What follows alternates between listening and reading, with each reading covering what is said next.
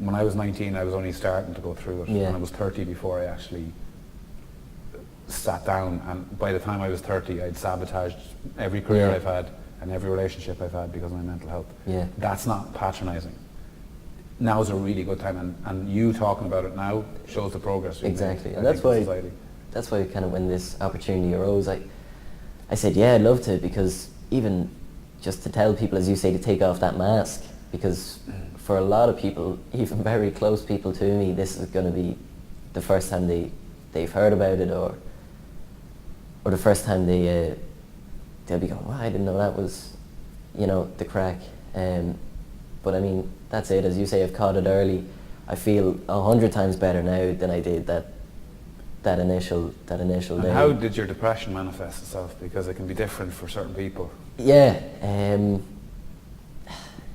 it was just like, as I've heard you speak before, it's kind of, you can feel it like it's an entity, and you know, if I don't do this, for me it's productivity, like daily productivity. So last year, I'd wake up in the morning, be like, I don't want to go to college, right?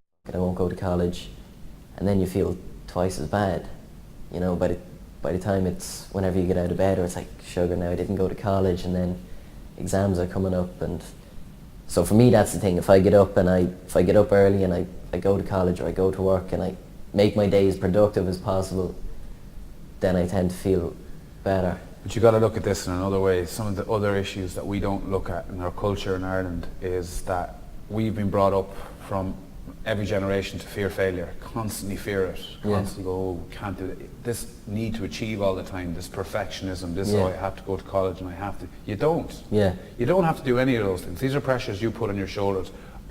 You believe people in society will think you're a failure if you don't do these things. And then you take that on because you're a sponge, obviously, to other people. And the one thing I made a huge recognition of my mental health that was a massive step forward was, I don't control anyone else's opinion of me or anyone else's perception of me. The only thing I control is myself and what I do and the thoughts that I have.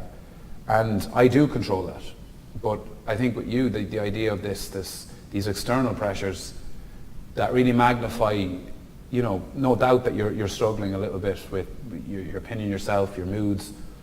It just gets 10 times worse when you start worrying about other people and what they think. And I hate to say it, in 70 years' time, it doesn't fucking matter what they think. And you'd be sitting there going, I wish I did something. I wish I actually addressed this. I wish I did this. And you know, and you look at, for my example, like in 5th year in college, at school, I couldn't do it anymore. I had to leave. Like, I couldn't stay in my school for many different reasons, but most of it was because I was exposed to watching people being bullied and I couldn't watch it.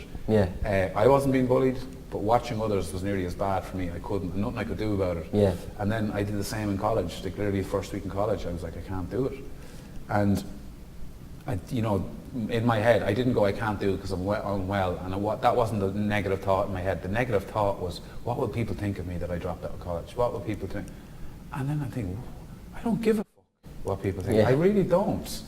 I really genuinely don't. And I think that's the thing. It's like, we get so caught up because in art, we consistently make decisions based on other people rather than ourselves. Exactly.